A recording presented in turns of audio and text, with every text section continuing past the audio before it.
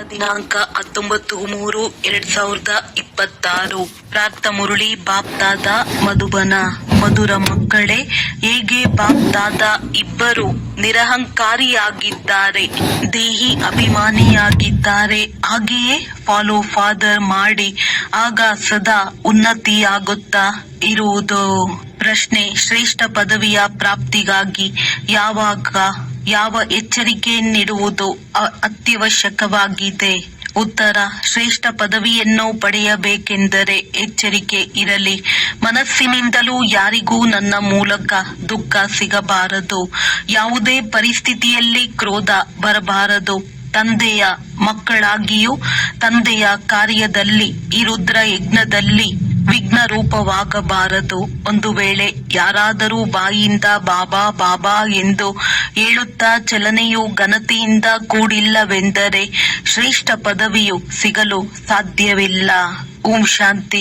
ಮಕ್ಕಳೇ, ಇದನ್ನು ಚೆನ್ನಾಗಿ ತಿಳಿದುಕೊಂಡಿದ್ದೀರಿ. ತಂದೆಯಿಂದ ಆಸ್ತಿಯನ್ನು ಖಂಡಿತ ತೆಗೆದುಕೊಳ್ಳಬೇಕಾಗಿದೆ. ಅದು ಹೇಗೆ? ಶ್ರೀಮತದಂತೆ ತಂದೆಯು ತಿಳಿಸಿದ್ದಾರೆ. ಒಂದೇ ಗೀತಾಶಾಸ್ತ್ರವಾಗಿದೆ, ಯಾವುದರಲ್ಲಿ ಶ್ರೀಮದ್ ಭಗವಾನುವಾಚ ಇದೆ. ಭಗವಂತನು ಎಲ್ಲರ ತಂದೆಯಾಗಿದ್ದಾರೆ. ಶ್ರೀಮದ್ ಭಗವಾನುವಾಚ ಅಂದಾಗ ಅವಶ್ಯವಾಗಿ ಭಗವಂತನೇ ಬಂದು ಶ್ರೇಷ್ಠರನ್ನಾಗಿ ಮಾಡಿರಬೇಕು. ಆದ್ದರಿಂದಲೇ ಅವರ ಮಹಿಮೆ ಇದೆ. ಶ್ರೀಮದ್ ಭಗವದ್ಗೀತೆ ಅರ್ಥಾತ್ ಶ್ರೀಮದ್ ಭಗವಾನುವಾಚ. ಭಗವಂತನಂತೂ ಅವಶ್ಯವಾಗಿ ಸರ್ವಶ್ರೇಷ್ಠನಾದರೂ ಶ್ರೀಮತವೂ ಸಹ ಅದೊಂದೇ ಶಾಸ್ತ್ರದಲ್ಲಿ ಗಾಯನವಿದೆ. ಮತ್ಯಾವುದೇ ಶಾಸ್ತ್ರದಲ್ಲಿ ಶ್ರೀಮದ್ ಭಗವಾನುವಾಚವಿಲ್ಲ. ಶ್ರೀಮತವು ಯಾರದ್ದಾಗಿರಬೇಕು ಎಂಬುದನ್ನು ಬರೆಯುವವರೂ ಸಹ ತಿಳಿದುಕೊಂಡಿರುವುದಿಲ್ಲ. ಅದರಲ್ಲಿ ಏಕೆ ತಪ್ಪಾಗಿದೆ ಅದನ್ನೂ ಸಹ ತಂದೆಯು ಬಂದು ತಿಳಿಸುತ್ತಾರೆ. ರಾವಣ ರಾಜ್ಯವು ಆರಂಭವಾಗುವುದರಿಂದಲೇ ರಾವಣನ ಮತದಂತೆ ನಡೆಯತೊಡಗುತ್ತಾರೆ. ಮೊದಲು ಬಹಳ ಕಠಿಣವಾದ ತಪ್ಪನ್ನು ಈ ರಾವಣ ಮತದವರೇ ಮಾಡಿದ್ದಾರೆ. ರಾವಣನ ಪೆಟ್ಟು ಬೀಳುತ್ತದೆ. ಹೇಗೆ ಶಂಕರನು ಪ್ರೇರಕನಾಗಿದ್ದಾನೆ, ಬಾಂಬು ಇತ್ಯಾದಿಗಳನ್ನು ಮಾಡಿಸಿದ್ದಾನೆ ಎಂದು ಹೇಳಲಾಗುತ್ತದೆಯೋ ಹಾಗೆಯೇ ಪಂಚವಿಕಾರ ರೂಪಿ ರಾವಣನು ಮನುಷ್ಯರನ್ನು ಪತಿತರನ್ನಾಗಿ ಮಾಡಲು ಪ್ರೇರಕನಾಗಿದ್ದಾನೆ. ಆದ್ದರಿಂದಲೇ ಪತಿತ ಪಾವನ ಬನ್ನಿ ಎಂದು ಕರೆಯುತ್ತಾರೆ. ಅಂದ ಮೇಲೆ ಪತಿತ ಪಾವನನು ಒಬ್ಬರೇ ಆದರಲ್ಲವೇ? ಇದರಿಂದಲೇ ಸಿದ್ಧವಾಗುತ್ತದೆ ಪತಿತರನ್ನಾಗಿ ಮಾಡುವವರೇ ಬೇರೆ ಮತ್ತು ಪಾವನರನ್ನಾಗಿ ಮಾಡುವವರೇ ಬೇರೆಯಾಗಿದ್ದಾರೆ. ಇಬ್ಬರೂ ಒಂದಾಗಲು ಸಾಧ್ಯವಿಲ್ಲ. ಈ ಮಾತುಗಳನ್ನು ನಂಬರ್ ವಾರ್ ಪುರುಷಾರ್ಥದನುಸಾರ ನೀವೇ ತಿಳಿದುಕೊಂಡಿದ್ದೀರಿ. ಎಲ್ಲರಿಗೂ ನಿಶ್ಚಯವಿದೆ ಎಂದು ತಿಳಿದುಕೊಳ್ಳಬೇಡಿ. ನಂಬರ್ ವಾರ್ ಇದ್ದಾರೆ. ಎಷ್ಟು ನಿಶ್ಚಯವೋ ಅಷ್ಟು ಖುಷಿಯು ಹೆಚ್ಚುತ್ತದೆ. ತಂದೆಯ ಮತದಂತೆ ನಡೆಯುತ್ತಾರೆ. ಶ್ರೀಮತದಂತೆ ನಾವು ಸ್ವರಾಜ್ಯ ಪದವಿಯನ್ನು ಪಡೆಯಬೇಕಾಗಿದೆ. ಮನುಷ್ಯರಿಂದ ದೇವತೆಗಳಾಗುವುದರಲ್ಲಿ ತಡವಾಗುವುದಿಲ್ಲ. ನೀವು ಪುರುಷಾರ್ಥ ಮಾಡುತ್ತೀರಿ. ಮೊಮ್ಮ ಬಾಬಾರವರನ್ನು ಫಾಲೋ ಮಾಡುತ್ತೀರಿ. ಹೇಗೆ ಅವರು ತಮ್ಮ ಸಮಾನ ಮಾಡಿಕೊಳ್ಳುವ ಸೇವೆ ಮಾಡುತ್ತಿದ್ದಾರೆ, ನೀವು ಸಹ ತಿಳಿದುಕೊಂಡಿದ್ದೀರಿ. ನಾವೇನು ಸೇವೆ ಮಾಡುತ್ತಿದ್ದೇವೆ ಮತ್ತು ಮೊಮ್ಮ ಬಾಬಾರವರು ಯಾವ ಸೇವೆ ಮಾಡುತ್ತಿದ್ದಾರೆ. ಶಿವ ತಂದೆ ಮತ್ತು ಬ್ರಹ್ಮದಾದ ಇಬ್ಬರು ಒಟ್ಟಿಗೆ ಇದ್ದಾರೆ ಅಂದಾಗ ತಿಳಿದುಕೊಳ್ಳಬೇಕು.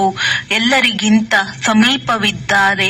ಇವರದ್ದೇ ಸಂಪೂರ್ಣ ರೂಪವನ್ನು ಸೂಕ್ಷ್ಮವತನದಲ್ಲಿ ನೋಡುತ್ತೀರಿ. ಅಂದ ಮೇಲೆ ಅವಶ್ಯವಾಗಿ ಮುಂದಿರುವರು. ಆದರೆ ಹೇಗೆ ತಂದೆಯು ನಿರಹಂಕಾರಿ ದೇಹಿ ಅಭಿಮಾನಿಯಾಗಿದ್ದಾರೆಯೋ ಹಾಗೆಯೇ ಈ ದಾದಾರವರು ಸಹ ನಿರಹಂಕಾರಿಯಾಗಿದ್ದಾರೆ. ಎಲ್ಲವನ್ನೂ ಶಿವ ತಂದೆಯೇ ತಿಳಿಸುತ್ತಿರುತ್ತಾರೆ ಎಂದು ಹೇಳುತ್ತಾರೆ. ಮುರುಳಿಯನ್ನು ನುಡಿಸುವಾಗ ಇವರು ಹೇಳುತ್ತಾರೆ, ಶಿವ ತಂದೆಯು ಇವರ ಮೂಲಕ ನಿಮಗೆ ತಿಳಿಸುತ್ತಾರೆ. ಬ್ರಹ್ಮನು ಸಹ ಕೇಳುತ್ತಿರುವರು. ಇವರು ಕೇಳದೆ ಅನ್ಯರಿಗೆ ಹೇಳದೆ ಇದ್ದರೆ ಶ್ರೇಷ್ಠ ಪದವಿಯನ್ನು ಹೇಗೆ ಪಡೆಯುವರು? ಆದರೆ ತಮ್ಮ ದೇಹಾಭಿಮಾನವನ್ನು ಬಿಟ್ಟು ಹೇಳುತ್ತಾರೆ, ಮಕ್ಕಳೇ, ಶಿವ ತಂದೆಯೇ ತಿಳಿಸುತ್ತಾರೆಂದು ತಿಳಿಯಿರಿ. ನಾವು ಪುರುಷಾರ್ಥ ಮಾಡುತ್ತಿರುತ್ತೇವೆ, ಶಿವ ತಂದೆಯೇ ತಿಳಿಸುತ್ತಾರೆ. ಇವರಂತೂ ಪತಿತತನವನ್ನು ಪಾರು ಮಾಡಿದ್ದಾರೆ. ಮೊಮ್ಮಾರವರಾದರೆ ಕುಮಾರಿಯಾಗಿದ್ದರು, ಆದ್ದರಿಂದ ಎಲ್ಲರಿಗಿಂತ ಮುಂದೆ ಹೊರಟು ಹೋದರು. ನೀವು ಕುಮಾರಿಯರೂ ಸಹ ಮೊಮ್ಮಾರವರನ್ನು ಫಾಲೋ ಮಾಡಿ. ಗೃಹಸ್ಥಿಗಳು ಬಾಬಾರವರನ್ನು ಫಾಲೋ ಮಾಡಬೇಕು. ಪ್ರತಿಯೊಬ್ಬರೂ ತಿಳಿದುಕೊಳ್ಳಬೇಕು, ನಾನು ಪತಿತನಾಗಿದ್ದೇನೆ, ನಾನೀಗ ಪಾವನನಾಗಬೇಕಾಗಿದೆ. ಮುಖ್ಯ ಮಾತೇನೆಂದರೆ ತಂದೆಯು ನೆನಪಿನ ಯಾತ್ರೆಯನ್ನು ಕಲಿಸಿದ್ದಾರೆ. ಇದರಲ್ಲಿ ದೇಹಾಭಿಮಾನವಿರಬಾರದು. ಯಾರಿಗಾದರೂ ಮುರುಳಿಯನ್ನು ಓದಿ ಹೇಳಲು ಬರಲಿಲ್ಲವೆಂದರೆ ನೆನಪಿನ ಯಾತ್ರೆಯಲ್ಲಿರಿ. ಯಾತ್ರೆಯಲ್ಲಿರುತ್ತಾ ಮುರುಳಿಯನ್ನು ತಿಳಿಸಬಹುದು. ಆದರೆ ಆ ಸಮಯದಲ್ಲಿ ಯಾತ್ರೆಯನ್ನು ಮರೆತು ಹೋದರೂ ಪರವಾಗಿಲ್ಲ. ಮುರುಳಿಯನ್ನು ನುಡಿಸಿ ನಂತರ ಯಾತ್ರೆಯಲ್ಲಿ ತೊಡಗಿರಿ, ಏಕೆಂದರೆ ಅದು ವಾಣಿಯಿಂದ ದೂರ ವಾನಪ್ರಸ್ಥ ಸ್ಥಿತಿಯಾಗಿದೆ. ಮೂಲ ಮಾತೇನೆಂದರೆ ದೇಹಿ ಅಭಿಮಾನಿಯಾಗಿ ತಂದೆಯನ್ನು ನೆನಪು ಮಾಡುತ್ತಾ ಇರಿ ಮತ್ತು ಚಕ್ರವನ್ನು ನೆನಪು ಮಾಡುತ್ತಾ ಇರಿ. ಯಾರಿಗೂ ದುಃಖವನ್ನು ಕೊಡಬೇಡಿ. ಇದನ್ನೇ ತಿಳಿಸುತ್ತಾ ಇರಿ, ತಂದೆಯನ್ನು ನೆನಪು ಮಾಡಿ. ಇದು ಯಾತ್ರೆಯಾಗಿದೆ. ಮನುಷ್ಯರು ಸಾವನ್ನಪ್ಪಿದಾಗ ಸ್ವರ್ಗಸ್ಥರಾದರೆಂದು ಹೇಳುತ್ತಾರೆ. ಅಜ್ಞಾನ ಕಾಲದಲ್ಲಿ ಯಾರು ಸ್ವರ್ಗವನ್ನು ನೆನಪು ಮಾಡಿಕೊಳ್ಳುವುದಿಲ್ಲ. ಸ್ವರ್ಗವನ್ನು ನೆನಪು ಮಾಡುವುದು ಎಂದರೆ ಇಲ್ಲಿಂದ ಸಾಯುವುದು. ಈ ರೀತಿಯಂತೂ ಯಾರೂ ನೆನಪು ಮಾಡುವುದಿಲ್ಲ. ಈಗ ನೀವು ಮಕ್ಕಳು ತಿಳಿದುಕೊಂಡಿದ್ದೀರಿ. ನಾವು ಹಿಂತಿರುಗಿ ಹೋಗಬೇಕಾಗಿದೆ. ತಂದೆಯೂ ತಿಳಿಸುತ್ತಾರೆ, ಎಷ್ಟು ನೀವು ನೆನಪು ಮಾಡುತ್ತೀರೋ ಅಷ್ಟು ಖುಷಿಯ ನಶೆ ಏರುವುದು, ಆಸ್ತಿಯ ನೆನಪಿರುವುದು. ತಂದೆಯನ್ನು ಎಷ್ಟು ನೆನಪು ಮಾಡುತ್ತೀರೋ ಅಷ್ಟೇ ಹರ್ಷಿತರಾಗಿರುತ್ತೀರಿ. ತಂದೆಯನ್ನು ನೆನಪು ಮಾಡದಿದ್ದರೆ ತಬ್ಬಿಬ್ಬಾಗುತ್ತಾರೆ, ಗುಟುಕರಿಸುತ್ತಿರುತ್ತಾರೆ. ನೀವು ಅಷ್ಟೊಂದು ಸಮಯ ನೆನಪು ಮಾಡಲು ಸಾಧ್ಯವಿಲ್ಲ. ತಂದೆಯು ಪ್ರಿಯತಮ ಪ್ರಿಯತಮೆಯರ ಉದಾಹರಣೆಯನ್ನು ತಿಳಿಸುತ್ತಾರೆ. ಅವರು ಬಲೆ ಉದ್ಯೋಗ ವ್ಯವಹಾರಗಳನ್ನು ಮಾಡುತ್ತಾರೆ ಮತ್ತು ಇವರು ಬಲೆ ಚರಕವನ್ನು ತಿರುಗಿಸುತ್ತಿದ್ದರೂ ಸಹ ಅವರ ಸನ್ಮುಖದಲ್ಲಿ ಪ್ರಿಯತಮನು ಬಂದು ನಿಂತು ಬಿಡುತ್ತಾರೆ. ಪ್ರಿಯತಮೆಯು ಪ್ರಿಯತಮನನ್ನು, ಪ್ರಿಯತಮನು ಪ್ರಿಯತಮೆಯನ್ನು ನೆನಪು ಮಾಡುತ್ತಿರುತ್ತಾರೆ. ಇಲ್ಲಂತೂ ನೀವು ಕೇವಲ ಒಬ್ಬ ತಂದೆಯನ್ನು ನೆನಪು ಮಾಡಬೇಕಾಗಿದೆ. ತಂದೆಯಂತೂ ನಿಮ್ಮನ್ನು ನೆನಪು ಮಾಡಬೇಕಾಗಿಲ್ಲ. ಅವರು ಎಲ್ಲರ ಪ್ರಿಯತಮನಾಗಿದ್ದಾರೆ. ಬಾಬಾ ತಾವು ನಮ್ಮನ್ನು ನೆನಪು ಮಾಡಿಕೊಳ್ಳುತ್ತೀರಾ ಎಂದು ಮಕ್ಕಳು ಕರೆಯುತ್ತಾರೆ. ಅರೆ, ಯಾರು ಎಲ್ಲರ ಪ್ರಿಯತಮನಾಗಿದ್ದಾರೆ, ಅವರು ನೀವು ಪ್ರಿಯತಮೆಯರನ್ನು ಹೇಗೆ ನೆನಪು ಮಾಡುವರು? ಇದು ಸಾಧ್ಯವಿಲ್ಲ. ಅವರು ಪ್ರಿಯತಮನಾಗಿದ್ದಾರೆ, ಪ್ರಿಯತಮೆಯಾಗಲು ಸಾಧ್ಯವಿಲ್ಲ. ನೀವೇ ಅವರನ್ನು ನೆನಪು ಮಾಡಬೇಕಾಗಿದೆ. ನೀವು ಪ್ರತಿಯೊಬ್ಬರೂ ಆ ಒಬ್ಬ ಪ್ರಿಯತಮನಿಗೆ ಪ್ರಿಯತಮೆಯರಾಗಬೇಕಾಗಿದೆ. ಒಂದು ವೇಳೆ ಅವರು ಪ್ರಿಯತಮೆಯಾದರೆ ಎಷ್ಟು ಮಂದಿಯನ್ನು ನೆನಪು ಮಾಡುವುದು? ಇದು ಸಾಧ್ಯವಿಲ್ಲ. ತಂದೆಯು ತಿಳಿಸುತ್ತಾರೆ, ನಾನು ಯಾರನ್ನಾದರೂ ನೆನಪು ಮಾಡಲು ನನ್ನ ಮೇಲೆ ಪಾಪದ ಹೊರೆ ಇದೆಯೇ? ನಿಮ್ಮ ಮೇಲಂತೂ ಹೊರೆ ಇದೆ. ತಂದೆಯನ್ನು ನೆನಪು ಮಾಡದಿದ್ದರೆ ಪಾಪದ ಹೊರೆ ಇಳಿಯುವುದಿಲ್ಲ. ನಾನು ಯಾರನ್ನೇಕೆ ನೆನಪು ಮಾಡಲಿ? ನೆನಪು ಮಾಡಬೇಕಾಗಿರುವುದು ನೀವು ಆತ್ಮಗಳು. ಎಷ್ಟು ನೆನಪು ಮಾಡುತ್ತೀರೋ ಅಷ್ಟು ಪುಣ್ಯಾತ್ಮರಾಗುತ್ತೀರಿ. ಪಾಪಗಳು ಕಳೆಯುತ್ತಾ ಹೋಗುತ್ತದೆ. ಉನ್ನತ ಗುರಿಯಾಗಿದೆ. ಆತ್ಮ ಅಭಿಮಾನಿಯಾಗುವುದರಲ್ಲಿಯೇ ಪರಿಶ್ರಮವಿದೆ. ಈ ಜ್ಞಾನವೆಲ್ಲವೂ ನಿಮಗೆ ಸಿಗುತ್ತಿದೆ. ನಂಬರ್ ವಾರ್ ಪುರುಷಾರ್ಥದನುಸಾರ ನೀವು ತ್ರಿಕಾಲದರ್ಶಿಗಳಾಗಿದ್ದೀರಿ. ಇಡೀ ಚಕ್ರವು ನಿಮ್ಮ ಬುದ್ಧಿಯಲ್ಲಿರಬೇಕು. ತಂದೆಯು ತಿಳಿಸುತ್ತಾರೆ, ನೀವು ಲೈಟ್ ಹೌಸ್ ಆಗಿದ್ದೀರಲ್ಲವೇ? ಪ್ರತಿಯೊಬ್ಬರಿಗೆ ಶಾಂತಿಧಾಮ ಮತ್ತು ಸುಖಧಾಮದ ಮಾರ್ಗವನ್ನು ತಿಳಿಸುವವರಾಗಿದ್ದೀರಿ. ಇವೆಲ್ಲ ಹೊಸ ಮಾತುಗಳನ್ನು ನೀವು ಕೇಳುತ್ತೀರಿ. ನಿಮಗೆ ತಿಳಿದಿದೆ, ಅವಶ್ಯವಾಗಿ ನಾವಾತ್ಮರು ಶಾಂತಿಧಾಮದ ನಿವಾಸಿಗಳಾಗಿದ್ದೇವೆ. ಇಲ್ಲಿಗೆ ಪಾತ್ರವನ್ನಭಿನಯಿಸಲು ಬರುತ್ತೇವೆ. ನಾವು ಪಾತ್ರಧಾರಿಗಳಾಗಿದ್ದೇವೆ. ಇದೇ ಚಿಂತನೆ ಬುದ್ಧಿಯಲ್ಲಿ ನಡೆಯುತ್ತಿದ್ದರೆ ನಶೆ ಇರುವುದು. ತಂದೆಯು ತಿಳಿಸಿದ್ದಾರೆ, ಆದಿಯಿಂದ ಹಿಡಿದು ಅಂತ್ಯದವರೆಗೆ ನಿಮ್ಮದ್ದು ಪಾತ್ರವಿದೆ. ಈಗ ಕರ್ಮಾತೀತ ಸ್ಥಿತಿಯಲ್ಲಿ ಖಂಡಿತ ಹೋಗಬೇಕಾಗಿದೆ. ನಂತರ ಸತ್ಯಯುಗದಲ್ಲಿ ಬರಬೇಕಾಗಿದೆ. ಈ ಗುಂಗಿನಲ್ಲಿರುತ್ತಾ ತಮ್ಮ ಕಲ್ಯಾಣ ಮಾಡಿಕೊಳ್ಳಬೇಕಾಗಿದೆ. ಕೇವಲ ಪಂಡಿತರಾಗಬಾರದು. ಅನ್ಯರಿಗೆ ಕಲಿಸುತ್ತಾ ಇರುತ್ತೀರಿ. ತಾನು ಆ ಸ್ಥಿತಿಯಲ್ಲಿ ಇರುವುದಿಲ್ಲವೆಂದರೆ ಅದು ಪ್ರಭಾವ ಬೀರುವುದಿಲ್ಲ. ತಾನು ಪುರುಷಾರ್ಥ ಮಾಡಬೇಕಾಗಿದೆ. ಬ್ರಹ್ಮ ತಂದೆಯೂ ಹೇಳುತ್ತಾರೆ, ನಾನು ಕೂಡ ನೆನಪು ಮಾಡುವ ಪ್ರಯತ್ನ ಪಡುತ್ತೇನೆ. ಕೆಲವೊಮ್ಮೆ ಮಾಯೆಯ ಬಿರುಗಾಳಿಗಳು ಈ ರೀತಿ ಬರುತ್ತವೆ. ಅವು ಬುದ್ಧಿ ಯೋಗವನ್ನೇ ತುಂಡರಿಸಿ ಬಿಡುತ್ತವೆ. ಅನೇಕ ಮಕ್ಕಳು ಚಾರ್ಟ್ ಅನ್ನು ಕಳುಹಿಸುತ್ತಾರೆ. ನನಗೆ ಆಶ್ಚರ್ಯವೆನಿಸುತ್ತದೆ. ಇವರಂತೂ ನನಗಿಂತಲೂ ತೀಕ್ಷ್ಣವಾಗಿ ಹೋಗುತ್ತಾರೆ. ಬಹುಶಃ ತೀವ್ರವಾಗಿ ಹೋದಾಗ ಚಾರ್ಟ್ ಬರೆಯತೊಡಗುತ್ತಾರೆ.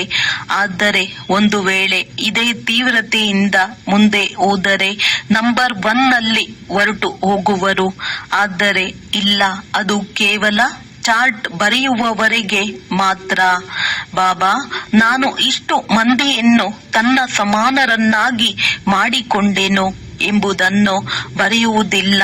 ಮತ್ತು ಅವರೂ ಸಹ ಬಾಬಾ ಇವರು ಈ ಮಾರ್ಗವನ್ನು ತಿಳಿಸಿದ್ದಾರೆಂದು ಸಮಾಚಾರ ಬರುವುದಿಲ್ಲ. ಅಂದ ಮೇಲೆ ತಂದೆಯು ಏನು ತಿಳಿದುಕೊಳ್ಳುವರು? ಕೇವಲ ಚಾರ್ಟ್ ಕಳುಹಿಸುವುದರಿಂದ ಕೆಲಸ ನಡೆಯುವುದಿಲ್ಲ. ಅನ್ಯರನ್ನು ತಮ್ಮ ಸಮಾನ ಮಾಡಿಕೊಳ್ಳಬೇಕಾಗಿದೆ. ರೂಪ ಮತ್ತು ಬಸಂತ ಎರಡೂ ಆಗಬೇಕಾಗಿದೆ. ರೂಪ ಆತ್ಮದ ಸ್ಮೃತಿ, ಬಸಂತ ಜ್ಞಾನದ ಮಳೆ ಸುರಿಸುವುದು. ಇಲ್ಲದಿದ್ದರೆ ಅವರು ತಂದೆಯ ಸಮಾನ ಆಗಲಿಲ್ಲ. ರೂಪ ಬಸಂತರು ಅಕ್ಯುರೇಟ್ ಆಗಬೇಕಾಗಿದೆ. ಇದರಲ್ಲಿಯೇ ಪರಿಶ್ರಮವಿದೆ. ದೇಹಾಭಿಮಾನವು ಬೀಳಿಸುತ್ತದೆ. ರಾವಣನು ದೇಹಾಭಿಮಾನಿಗಳನ್ನಾಗಿ ಮಾಡಿದ್ದಾನೆ. ನೀವೀಗ ದೇಹಿ ಅಭಿಮಾನಿಯಾಗುತ್ತೀರಿ. ಮತ್ತೆ ಅರ್ಧ ಕಲ್ಪದ ನಂತರ ಮಾಯ ರಾವಣನು ದೇಹಾಭಿಮಾನಿಯನ್ನಾಗಿ ಮಾಡುತ್ತಾನೆ. ದೇಹಿ ಅಭಿಮಾನಿಗಳು ಬಹಳ ಮಧುರರಾಗಿ ಬಿಡುತ್ತಾರೆ. ಇನ್ನೂ ಯಾರೂ ಸಂಪೂರ್ಣರಾಗಿಲ್ಲ. ಆದ್ದರಿಂದ ತಂದೆಯು ಯಾವಾಗಲೂ ಹೇಳುತ್ತಾರೆ, ಮಕ್ಕಳೇ, ಯಾರ ಮನಸ್ಸನ್ನು ಬೇಸರ ಪಡಿಸಬಾರದು, ದುಃಖ ಕೊಡಬಾರದು. ಎಲ್ಲರಿಗೆ ತಂದೆಯ ಪರಿಚಯ ಕೊಡಿ. ಮಾತನಾಡುವುದರಲ್ಲಿಯೂ ಬಹಳ ಘನತೆ ಇರಬೇಕು. ಈಶ್ವರನ ಸಂತಾನರ ಬಾಯಿಂದ ಸದಾ ರತ್ನಗಳೇ ಹೊರಬರಬೇಕು. ನೀವು ಮನುಷ್ಯರಿಗೆ ಜೀವದಾನ ನೀಡುತ್ತೀರಿ. ಮಾರ್ಗ ತಿಳಿಸಬೇಕಾಗಿದೆ. ನೀವು ಪರಮಾತ್ಮನ ಮಕ್ಕಳಲ್ಲವೇ? ಅವರಿಂದ ನಿಮಗೆ ಸ್ವರ್ಗದ ರಾಜ್ಯ ಭಾಗ್ಯ ಸಿಗಬೇಕು. ಅಂದ ಮೇಲೆ ಅದು ಈಗ ಏಕೆ ಇಲ್ಲ? ನೆನಪು ಮಾಡಿಕೊಳ್ಳಿ. ಅವಶ್ಯವಾಗಿ ತಂದೆಯಿಂದ ಆಸ್ತಿಯೂ ಸಿಕ್ಕಿತಲ್ಲವೇ? ನೀವು ಭಾರತವಾಸಿಗಳು ದೇವಿ ದೇವತೆಗಳಾಗಿದ್ದೀರಿ. ನೀವೇ 84 ಜನ್ಮಗಳನ್ನು ತೆಗೆದುಕೊಂಡಿರಿ. ನೀವು ತಿಳಿದುಕೊಳ್ಳಿ, ನಾವೇ ಲಕ್ಷ್ಮೀನಾರಾಯಣರ ಕುಲದವರಾಗಿದ್ದೆವು. ತಮ್ಮನ್ನೇಕೆ ಕಡಿಮೆ ಎಂದು ತಿಳಿದುಕೊಳ್ಳುತ್ತೀರಿ? ಬಾಬಾ, ಎಲ್ಲರೂ ಆಗಲು ಸಾಧ್ಯವೇ ಎಂದು ಒಂದು ವೇಳೆ ಯಾರಾದರೂ ಹೇಳಿದರೆ ಇದರಿಂದಲೇ ತಂದೆಯು ಇವರು ನಮ್ಮ ಕುಲದವರಲ್ಲ ಎಂದು ತಿಳಿದುಕೊಳ್ಳುತ್ತಾರೆ. ನೀವು 84 ಜನ್ಮಗಳನ್ನು ತೆಗೆದುಕೊಂಡಿದ್ದೀರಿ. ತಂದೆಯು 21 ಜನ್ಮಗಳ ಪ್ರಾರಬ್ಧವನ್ನು ಜಮಾ ಮಾಡಿಸಿದ್ದರು. ಅದನ್ನು ತಿಂದು ಬಿಟ್ಟಿರಿ. ನಂತರ ಸಮಾಪ್ತಿಯಾಗತೊಡಗಿತು. ಆಗಿತ್ತು. ತುಕ್ಕು ಏರುತ್ತಾ ಏರುತ್ತಾ ತಮೋ ಪ್ರಧಾನ ಕವಡೆಯಂತೆ ಆಗಿಬಿಟ್ಟಿದ್ದೀರಿ. ಭಾರತವೇ 100% ಸಾಹುಕಾರವಾಗಿತ್ತು. ಅವರಿಗೆ ಈ ಆಸ್ತಿಯು ಎಲ್ಲಿಂದ ಸಿಕ್ಕಿತು? ಪಾತ್ರಧಾರಿಗಳೇ ತಿಳಿಸಲು ಸಾಧ್ಯವಲ್ಲವೇ? ಮನುಷ್ಯರೇ ಪಾತ್ರಧಾರಿಗಳಾಗಿದ್ದಾರೆ. ಅವರಿಗೆ ಇದು ತಿಳಿದಿರಬೇಕು. ಈ ಲಕ್ಷ್ಮೀನಾರಾಯಣರಿಗೆ ರಾಜ್ಯ ಭಾಗ್ಯವು ಎಲ್ಲಿಂದ ಸಿಕ್ಕಿತು? ಎಷ್ಟು ಒಳ್ಳೊಳ್ಳೆಯ ವಿಚಾರಗಳಿವೆ. ಅವಶ್ಯವಾಗಿ ಅವರು ಇಂದಿನ ಜನ್ಮದಲ್ಲಿಯೇ ಈ ರಾಜ್ಯ ಭಾಗ್ಯವನ್ನು ಪಡೆದಿರಬೇಕು. ತಂದೆಯೇ ಪತಿತ ಪಾವನನಾಗಿದ್ದಾರೆ. ತಂದೆಯು ತಿಳಿಸುತ್ತಾರೆ, ನಾನು ನಿಮಗೆ ಕರ್ಮ, ಅಕರ್ಮ ಮತ್ತು ವಿಕರ್ಮದ ಗತಿಯನ್ನು ತಿಳಿಸುತ್ತೇನೆ. ರಾವಣ ರಾಜ್ಯದಲ್ಲಿ ಮನುಷ್ಯರ ಕರ್ಮಗಳು ವಿಕರ್ಮಗಳಾಗಿ ಬಿಡುತ್ತವೆ. ಸತ್ಯಯುಗದಲ್ಲಿ ನಿಮ್ಮ ಕರ್ಮವು ಅಕರ್ಮವಾಗುತ್ತದೆ. ಅದು ದೈವಿ ಸೃಷ್ಟಿಯಾಗಿದೆ. ನಾನೇ ರಚಿಸುತ್ತೇನೆ ಅಂದ ಮೇಲೆ ಅವಶ್ಯವಾಗಿ ನಾನು ಸಂಗಮದಲ್ಲಿಯೇ ಬರಬೇಕಾಗುತ್ತದೆ. ಇದು ರಾವಣ ರಾಜ್ಯವಾಗಿದೆ. ಅದು ಈಶ್ವರಿಯ ರಾಜ್ಯವಾಗಿದೆ. ಈಶ್ವರನು ಈಗ ಸ್ಥಾಪನೆ ಮಾಡಿಸುತ್ತಿದ್ದಾರೆ. ನೀವೆಲ್ಲರೂ ಈಶ್ವರನ ಮಕ್ಕಳಾಗಿದ್ದೀರಿ. ನಿಮಗೆ ಆಸ್ತಿಯೂ ಸಿಗುತ್ತಿದೆ. ಭಾರತವಾಸಿಗಳೇ ಸಾಹುಕಾರರಾಗಿದ್ದೀರಿ. ಈಗ ಬಡವರಾಗಿ ಬಿಟ್ಟಿದ್ದೀರಿ. ಇದು ಮಾಡಲ್ಪಟ್ಟ ನಾಟಕವಾಗಿದೆ. ಇದರಲ್ಲಿ ವ್ಯತ್ಯಾಸವಾಗಲು ಸಾಧ್ಯವಿಲ್ಲ. ಎಲ್ಲರ ವೃಕ್ಷವೂ ಬೇರೆ ಬೇರೆಯಾಗಿದೆ. ವಿಭಿನ್ನ ವೃಕ್ಷವಲ್ಲವೇ? ದೇವತಾ ಧರ್ಮದವರೇ ಪುನಃ ದೇವತಾ ಧರ್ಮದಲ್ಲಿ ಬರುತ್ತಾರೆ. ಕ್ರಿಶ್ಚಿಯನ್ ಧರ್ಮದವರು ತಮ್ಮ ಧರ್ಮದಲ್ಲಿ ಖುಷಿಯಾಗಿದ್ದಾರೆ. ಅನ್ಯರನ್ನು ತಮ್ಮ ಧರ್ಮಕ್ಕೆ ಸೆಳೆದಿದ್ದಾರೆ. ಭಾರತವಾಸಿಗಳು ತಮ್ಮ ಧರ್ಮವನ್ನು ಮರೆತಿರುವ ಕಾರಣ ಆ ಧರ್ಮವೇ ಒಳ್ಳೆಯದೆಂದು ತಿಳಿದು ಹೊರಟು ಹೋಗುತ್ತಾರೆ. ನೌಕರಿಗಾಗಿ ವಿದೇಶಕ್ಕೆ ಎಷ್ಟೊಂದು ಮಂದಿ ಹೋಗುತ್ತಾರೆ, ಏಕೆಂದರೆ ಅಲ್ಲಿ ಬಹಳ ಸಂಪಾದನೆ ಇದೆ. ನಾಟಕವು ಬಹಳ ವಿಚಿತ್ರವಾಗಿ ಮಾಡಲ್ಪಟ್ಟಿದೆ. ಇದನ್ನು ತಿಳಿದುಕೊಳ್ಳಲು ಒಳ್ಳೆಯ ಬುದ್ಧಿ ಬೇಕು. ವಿಚಾರ ಸಾಗರ ಮಂಥನ ಮಾಡುವುದರಿಂದ ಎಲ್ಲವೂ ಅರ್ಥವಾಗತೊಡಗುತ್ತದೆ. ಇದು ಮಾಡಲ್ಪಟ್ಟ ಅನಾದಿ ನಾಟಕವಾಗಿದೆ. ಆದ್ದರಿಂದ ನೀವು ಮಕ್ಕಳು ತಮ್ಮ ಸಮಾನ ಸದಾ ಸುಖಿಯನ್ನಾಗಿ ಮಾಡಬೇಕಾಗಿದೆ. ಪತಿತರಿಂದ ಪಾವನರನ್ನಾಗಿ ಮಾಡುವುದು ನಿಮ್ಮ ಕರ್ತವ್ಯವಾಗಿದೆ. ತಂದೆಯ ಕರ್ತವ್ಯವೇ ನಿಮ್ಮ ಕರ್ತವ್ಯ. ನಿಮ್ಮ ಮುಖವು ಸದಾ ದೇವತೆಗಳಂತೆ ಖುಷಿಯಲ್ಲಿ ಹರ್ಷಿತವಾಗಿರಬೇಕು. ನಿಮಗೆ ತಿಳಿದಿದೆ, ನಾವು ವಿಶ್ವದ ಮಾಲೀಕರಾಗುತ್ತೇವೆ. ನೀವು ಅತಿ ಪ್ರಿಯ ಮಕ್ಕಳಾಗಿದ್ದೀರಿ. ಕ್ರೋಧದ ಮೇಲೆ ಬಹಳ ಎಚ್ಚರಿಕೆ ಇರಲಿ. ತಂದೆಯು ಮಕ್ಕಳಿಗೆ ಸುಖದ ಆಸ್ತಿಯನ್ನು ಕೊಡಲು ಬಂದಿದ್ದಾರೆ. ಸ್ವರ್ಗದ ಮಾರ್ಗವನ್ನು ಎಲ್ಲರಿಗೂ ತಿಳಿಸಬೇಕಾಗಿದೆ. ತಂದೆಯು ದುಃಖಹರ್ತ ಸುಖಕರ್ತನಾಗಿದ್ದಾರೆ. ಅಂದ ಮೇಲೆ ನೀವು ಸಹ ಸುಖಕರ್ತರಾಗಬೇಕಾಗಿದೆ. ಯಾರಿಗೂ ದುಃಖವನ್ನು ಕೊಡಬಾರದು. ದುಃಖ ಕೊಡುತ್ತೀರೆಂದರೆ ನಿಮಗೆ ಶಿಕ್ಷೆಯು 100 ಪಟ್ಟು ಹೆಚ್ಚಾಗುವುದು. ಯಾರೂ ಶಿಕ್ಷೆಯಿಂದ ಪಾರಾಗಲು ಸಾಧ್ಯವಿಲ್ಲ. ನೀವು ಮಕ್ಕಳಿಗಂತೂ ವಿಶೇಷವಾಗಿ ನ್ಯಾಯಾಲಯವೂ ಕುಳಿತುಕೊಳ್ಳುತ್ತದೆ. ತಂದೆಯು ತಿಳಿಸುತ್ತಾರೆ, ನೀವು ವಿಘ್ನಗಳನ್ನು ಹಾಕಿದರೆ ಬಹಳ ಶಿಕ್ಷೆಗಳನ್ನನುಭವಿಸುತ್ತೀರಿ. ಕಲ್ಪಾಂತರ ಇಂಥವರು ಈ ರೀತಿಯಾಗುತ್ತಾರೆ ಎಂಬುದನ್ನು ನೀವು ಸಾಕ್ಷಾತ್ಕಾರ ಮಾಡುತ್ತೀರಿ. ಮೊದಲು ಸಾಕ್ಷಾತ್ಕಾರದಲ್ಲಿ ಶಿಕ್ಷೆಯನ್ನು ನೋಡುತ್ತಿದ್ದಾಗ ತಂದೆಯು ನನಗೆ ಹೇಳಬೇಡಿ ಎಂದು ಸುಮ್ಮನಿರಿಸಿ ಬಿಡುತ್ತಿದ್ದರು. ಅಂತ್ಯದಲ್ಲಂತೂ ಎಲ್ಲವೂ ಅರ್ಥವಾಗುತ್ತಾ ಹೋಗುವುದು. ಮುಂದೆ ಹೋದಂತೆ ಬಹಳ ಸಾಕ್ಷಾತ್ಕಾರವಾಗುತ್ತದೆ, ವೃದ್ಧಿಯಾಗುತ್ತಾ ಹೋಗುತ್ತದೆ. ಅಬು ಪರ್ವತವರೆಗೆ ಸಾಲು ನಿಲ್ಲುವುದು. ತಂದೆಯೊಂದಿಗೆ ಯಾರೂ ಮಿಲನ ಮಾಡಲು ಆಗುವುದಿಲ್ಲ. ಆಗ ಓಹೋ ಪ್ರಭು, ನಿನ್ನ ಲೀಲೆ ಅಪರಂಪಾರ ಎಂದು ಹೇಳುತ್ತಾರೆ. ಇದು ಸಹ ಗಾಯನವಿದೆ ಎಲ್ಲವೇ. ವಿದ್ವಾಂಸ, ಪಂಡಿತ ಮೊದಲಾದವರೂ ಸಹ ಕೊನೆಯಲ್ಲಿ ಬರುತ್ತಾರೆ. ಅವರ ಸಿಂಹಾಸನಗಳು ಅಲುಗಾಡುತ್ತವೆ. ನೀವು ಮಕ್ಕಳು ಆಗ ಬಹಳ ಖುಷಿಯಲ್ಲಿರುತ್ತೀರಿ. ಒಳ್ಳೆಯದು. ಮಧುರಾತಿ ಮಧುರ ಅಗಲಿ ಹೋಗಿ ಮರಳಿ ಸಿಕ್ಕಿರುವ ಮಕ್ಕಳ ಪ್ರತಿ ಮಾತ್ಪಿತಾ ಬಾಪ್ ತಾದಾರವರ ನೆನಪು ಪ್ರೀತಿ. ಇಂತಹ ನೆನಪು ಪ್ರೀತಿಯು ಒಂದೇ ಬಾರಿ ಸಿಗುತ್ತದೆ. ನೀವು ಎಷ್ಟು ನೆನಪು ಮಾಡುತ್ತೀರೋ ಅಷ್ಟು ಪ್ರೀತಿಯನ್ನು ಪಡೆಯುತ್ತೀರಿ. ವಿಕರ್ಮಗಳು ವಿನಾಶವಾಗುತ್ತವೆ ಮತ್ತು ಧಾರಣೆಯೂ ಆಗುತ್ತದೆ.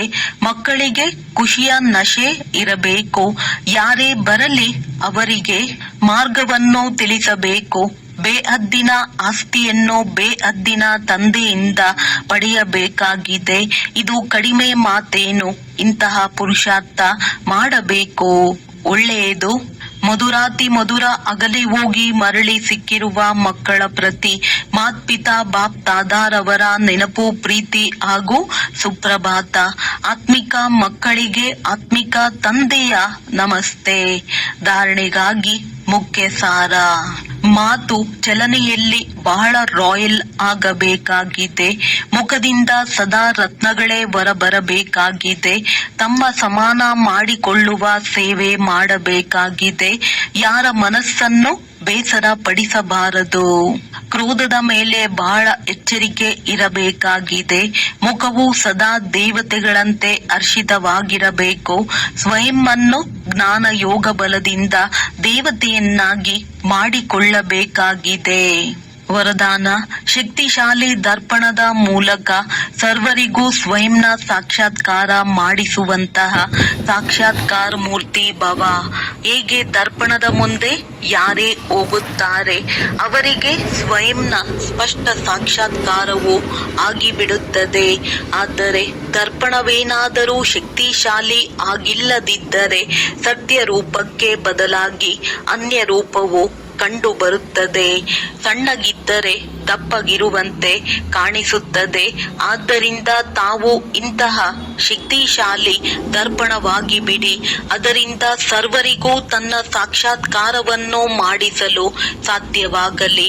ಅರ್ಥಾತ್ ತಮ್ಮ ಮುಂದೆ ಬರುತ್ತಿದ್ದಂತೆಯೇ ದೇಹವನ್ನು ಮರೆತು ತನ್ನ ದೇಹಿ ರೂಪದಲ್ಲಿ ಸ್ಥಿತರಾಗಿ ಬಿಡಲಿ. ವಾಸ್ತವದಲ್ಲಿ ಇದೇ ಸೇವೆಯಾಗಿದೆ. ಇದರಿಂದಲೇ ಜೈ ಜೈಕಾರವಾಗುವುದು. ಸ್ಲೋಗನ್. ಶಿಕ್ಷಣಗಳನ್ನು ಸ್ವರೂಪದಲ್ಲಿ ಧಾರಣೆ ಮಾಡಿಕೊಳ್ಳುವವರೇ ಜ್ಞಾನ ಸ್ವರೂಪ, ಪ್ರೇಮ ಸ್ವರೂಪ ಆತ್ಮನಾಗಿದ್ದಾರೆ. ಅವ್ಯಕ್ತ ಸೂಚನೆ. ನಿಶ್ಚಯದ ಫೌಂಡೇಶನ್ ಅನ್ನು ತಳಪಾಯವನ್ನು ಬಲಗೊಳಿಸಿ ಸದಾ ನಿರ್ಭಯ ಮತ್ತು ನಿಶ್ಚಿಂತರಾಗಿರಿ. ತಂದೆಯಲ್ಲಂತೂ ನಿಶ್ಚಯವಿದೆ. ಆದರೆ ತಮ್ಮಲ್ಲಿಯೂ ನಿಶ್ಚಯ ಬುದ್ಧಿಯವರಾಗಿ ಕಾರ್ಯ ಮಾಡಿ. ಆಗ ವಿಜಯವೇ ವಿಜಯವಿರುತ್ತದೆ. ವಿಜಯದ ಮುಂದೆ ಸಮಸ್ಯೆಯ ಯಾವುದೇ ವಸ್ತುವಿಲ್ಲ. ನಂತರ ಆ ಸಮಸ್ಯೆ ಅನುಭವವಾಗುವುದಿಲ್ಲ. ಆದರೆ ಆಟವೆಂದು ಅನುಭವವಾಗುವುದು. ಆಟವು ಖುಷಿಯಿಂದ ಆಡಲಾಗುತ್ತದೆ. ಯಾವುದೇ ಕಾರ್ಯ ಸಹಜವಾಗುತ್ತದೆ ಎಂದರೆ ಹೇಳಲಾಗುವುದು. ಇದಂತೂ ಎಡಗೈನ ಆಟವಾಗಿದೆ, ಅರ್ಥಾತ್ ಸಹಜವಾಗಿದೆ. ಇದಂತೂ ಬುದ್ಧಿಯ ಆಟವಾಗಿ ಬಿಡುವುದು. ಆಟದಲ್ಲಿ ಹೆದರುವುದಿಲ್ಲ. ಒಳ್ಳೆಯದು. ಓಂ ಶಾಂತಿ.